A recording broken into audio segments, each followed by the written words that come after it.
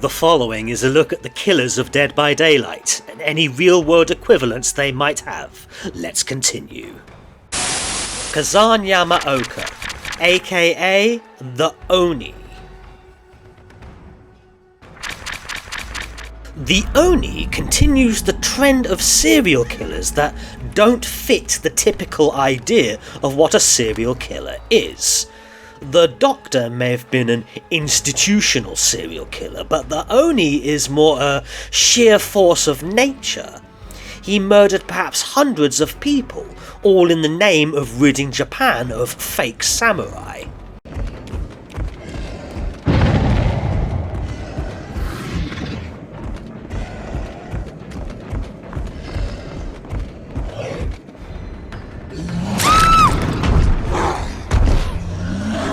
There are 5 general types of serial killer: visionary, missionary, hedonist, sadist, and comfort, and almost all serial killers are some combination of these 5. Perhaps a radar chart is more appropriate for evaluating the motivations for serial killers. The classification system I've laid out must be regarded with suspicion, not least because I am no professional, but because the exact definitions vary depending on what source I use. But very quickly and very roughly, visionary serial killers are psychotic and harbour delusions or breaks from reality, often as a result of schizophrenia. Missionary or mission-oriented killers believe they're benefiting the world or society by eliminating elements they consider wicked. They are typically bigots with racist and or misogynistic beliefs, but are usually sane enough, unlike the previous category. Hedonist killers simply love murder. They can be broken down into 3 subcategories: lust, thrill, and profit. Profit is sometimes referred to as comfort. Sadist or power control type killers will torture their victims physically, sexually, psychologically, and or whatever they want to dominate and destroy. Comfort is another term for profit-oriented serial killers. This category may or may not include hitmen, but third-party contract killings aren't typically regarded as serial killing. Comfort also may or may not include killers that seek infamy and attention. I believe the lust subtype of hedonist commits their crimes for their own enjoyment, and the control type is about making the victim suffer, but I don't know for sure. Either way, DBD typically avoids crimes of a sexual nature. The 2 examples I've given for each are also controversial because, as I said, there's more than one reason why serial killers kill. I've added DBD killers already covered into what I think is their strongest category.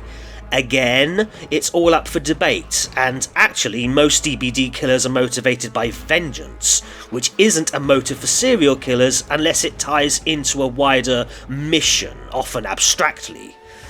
But what about the Oni? What do you think? Kazan Yamaoka is clearly a man with a mission, he who kills for a perverse purpose, so I think he'd be strongest in the missionary category. Furthermore, I think Kazan's classist views give him this category.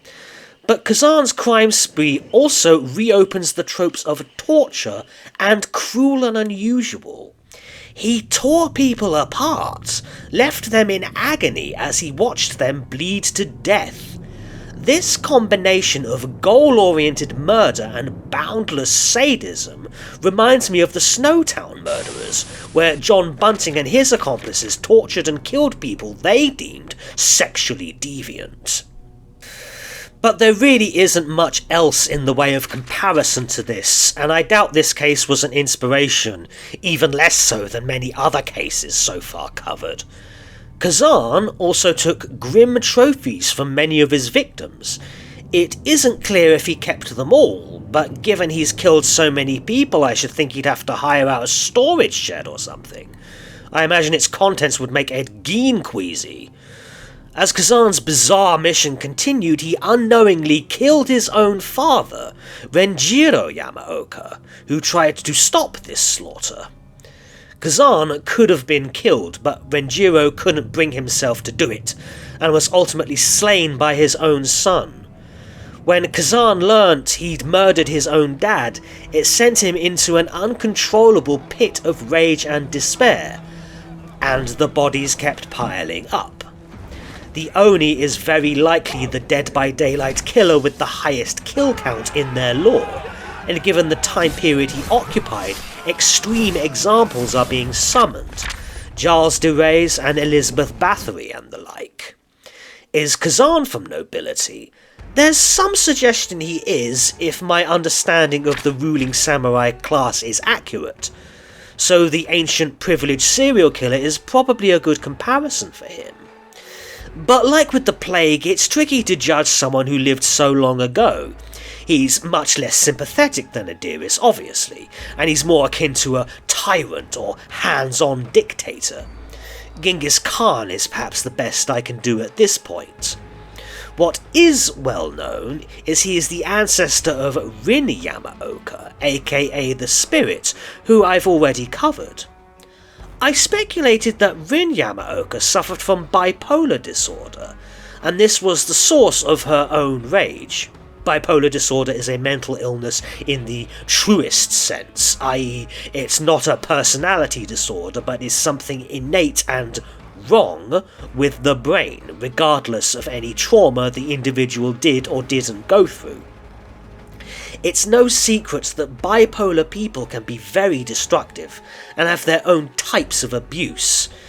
It feels odd there's such a sustained discussion for narcissistic abuse, but other types of abuse from the mentally ill aren't as well vilified. But even bipolar disorder alone, which is indeed a genetically inherited disorder akin to autism, won't explain Kazan Yamaoka any more than it does explain Rin Yamaoka.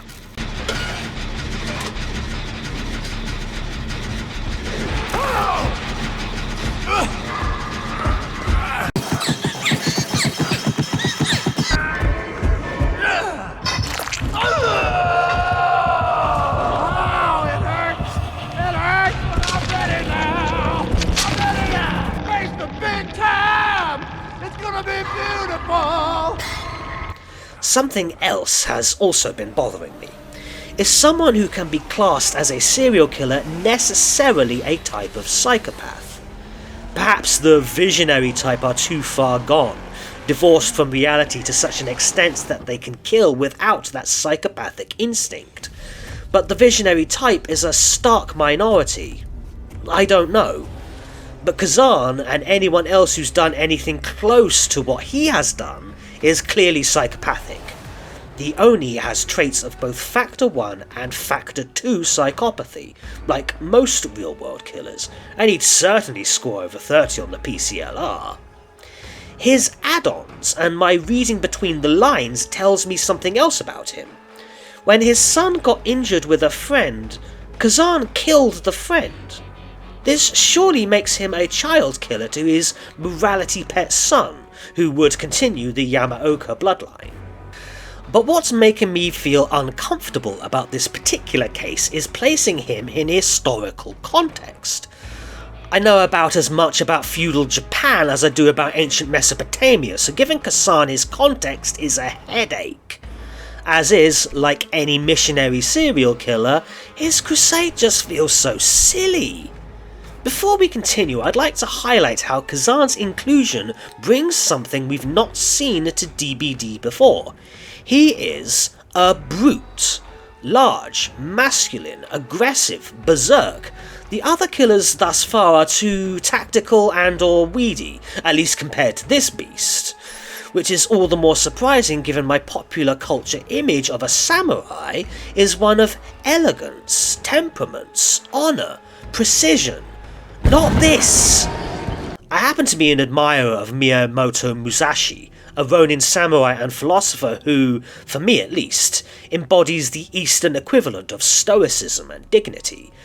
But stoicism and dignity are clearly not Yamaoka family traits, so what the hell do I know about what a samurai really is? This just serves to highlight my ignorance of history. Maybe I'm less ignorant of true crime, and more obvious comparisons can be made. Real-world serial killers with high body counts typically carry out multiple killing sprees during the course of their crime reign. Kazan has clearly killed 3 or more people in a single day, making him qualify. He's probably done this multiple times. And once again, I'm talking about the same batch of serial killers as I did with the Huntress, who's rather similar in some respects. Anatoly Onoprienko, the Beast of Ukraine, killed over 50 people in a bloody frenzy. He often used a gun which Kazan didn't have access to, and Onoprienko committed his crimes out of a combination of material selfishness and resentment at his childhood. So he's very different from the Oni in that regard. But as we see from the Oni's tone, he committed arson as part of his crime spree, just as Onoprienko did.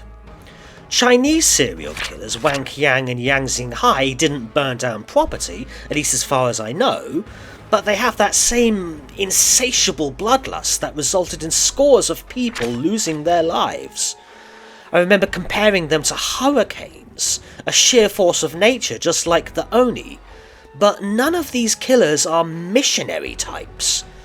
Perhaps the South American vigilante-style killers such as Pedro Filo or Florence Oliveira are better comparisons, as they thought they were targeting only criminals.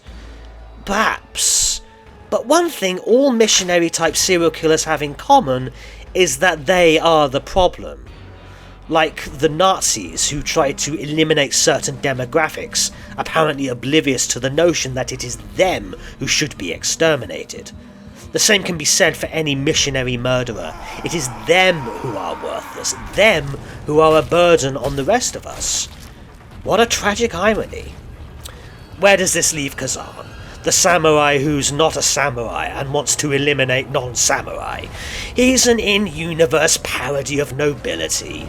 Yes, another sad man completely possessed with directionless rage who kills and kills in a vain attempt to distract everyone from how tiny his dick is!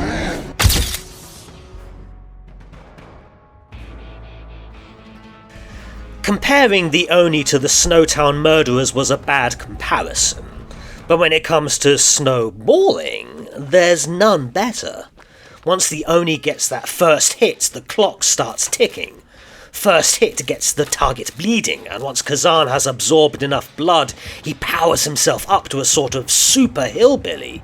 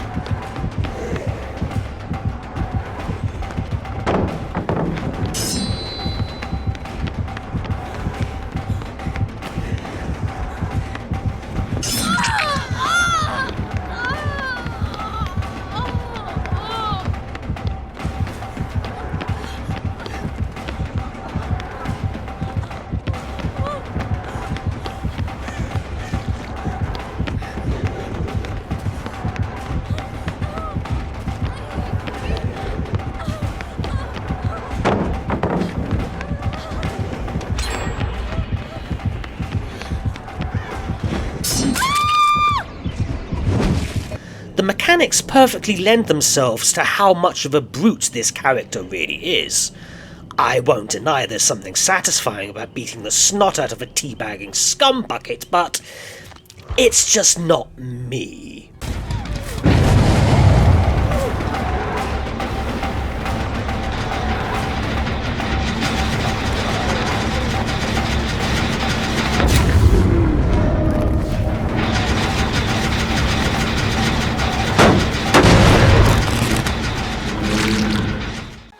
I prefer the true samurai method. Kind of like Spirit, actually. Mechanically speaking, she conveys the popular image of agility and elegance of the samurai much more accurately. Ultimately, Kazan joins the ranks of killers that I think are well designed, well written, and overall good, but I still don't really like them. It just isn't my bag. But if it's your bag, more power to you. We need a diverse player pool to keep our matches unpredictable and give us variety, and I think Dead by Daylight does that very well, actually. I don't understand these criticisms that DBD matches all feel the same. Not to me. There are 35 different killers, and that alone is enough to keep everything fresh. Yes, the percentage of blights, nurses and spirits goes up, and the percentage of shapes, nightmares and pigs goes down, but never to 100 or to 0.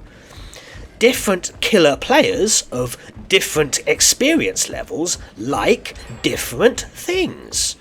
DBD is plenty diverse, so yeah, keep pounding that cannabis, soldier.